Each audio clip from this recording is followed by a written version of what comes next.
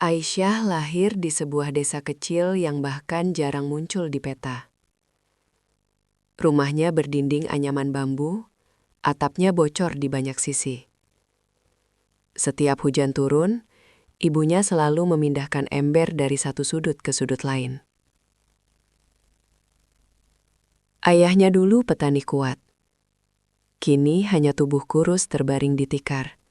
Paru-parunya rusak karena bertahun-tahun menghirup pestisida. Aisyah anak pertama. Dan seperti kebanyakan anak pertama dari keluarga miskin, ia tidak punya hak untuk bermimpi. Ketika calo TKW datang ke desa, Aisyah tahu itulah satu-satunya jalan. Malam sebelum keberangkatan, ibunya memeluknya lama sekali. Jaga diri kamu, nak. Jangan percaya siapapun di sana. Aisyah hanya mengangguk, menahan tangis. Ia berangkat bukan karena ingin kaya. Ia berangkat karena keluarganya ingin hidup. Pesawat membawanya jauh dari sawah, jauh dari bau tanah basah. Arab Saudi menyambutnya dengan panas yang menusuk tulang. Aisyah hampir pingsan ketika pertama kali melihat tempat kerjanya. Istana. Bukan rumah. Bukan villa. Istana. Marmer putih berkilau. Lampu kristal sebesar pohon kelapa. Lorong panjang yang membuatnya merasa kecil dan tak berarti. Di sana, Aisyah hanyalah angka. Seragam coklat. Nama yang jarang dipanggil. Sampai suatu sore, Aisyah menangis di taman istana, bersembunyi di balik pohon kurma.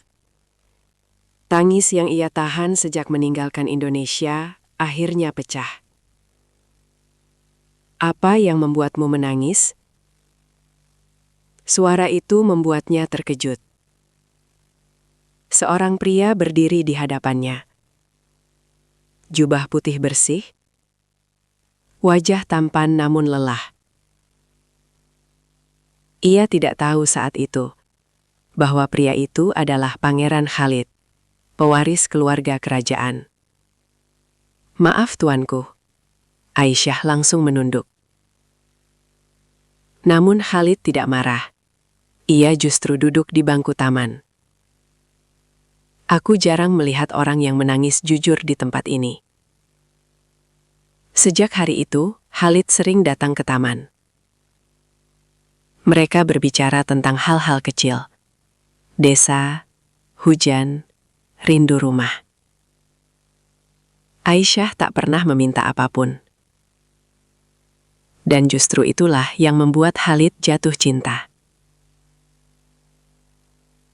Khalid dikelilingi wanita bangsawan. Cantik, terpelajar, kaya. Namun hanya Aisyah yang melihatnya sebagai manusia. Mereka tahu hubungan ini salah. Aisyah sering menangis ketakutan. "Saya hanya TKW. Tuan tidak boleh mencintai saya." Namun, cinta tidak mendengar logika.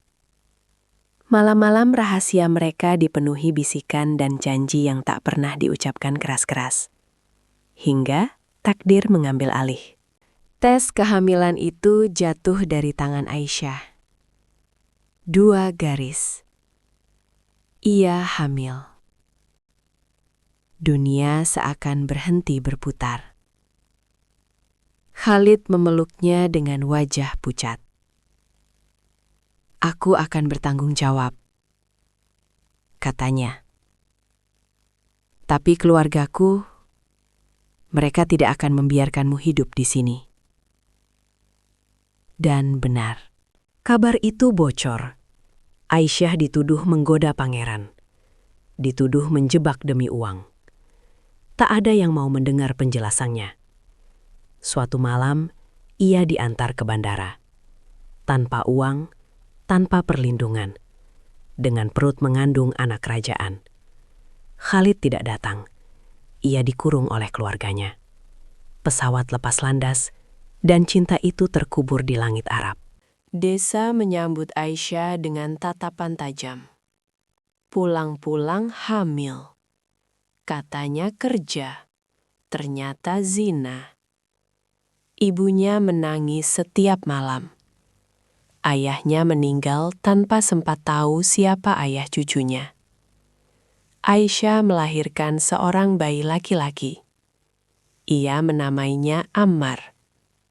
Anak itu tumbuh miskin, sering sakit, sering kelaparan. Namun Aisyah bertahan. Bertahun-tahun kemudian, Khalid menerima sebuah amplop coklat tanpa pengirim. Di dalamnya, foto Aisyah menggendong anak kurus. Alamat desa, 1 kalimat. Anakmu hampir mati karena kemiskinan. Untuk pertama kalinya, Pangeran Khalid menangis tanpa suara. Khalid datang ke desa itu sebagai pria biasa. Aisyah hampir tak mengenalinya. "Maafkan aku," kata Khalid sambil berlutut. "Aku terlambat." Aisyah menatapnya lama. Tidak marah, tidak benci, hanya lelah. "Aku tidak butuh cintamu lagi," katanya pelan. "Anakku hanya butuh hidup yang layak." Khalid mengakui anak itu. Ammar dibawa pergi untuk diobati. Namun Aisyah menolak ikut. "Tempatku bukan di istana," katanya. "Hatiku sudah mati di sana." Khalid pergi membawa anaknya, dan kehilangan satu-satunya wanita yang pernah mencintainya tanpa syarat. Di desa itu, Aisyah berdiri menatap debu jalan. Cintanya berakhir, namun pengorbanannya abadi.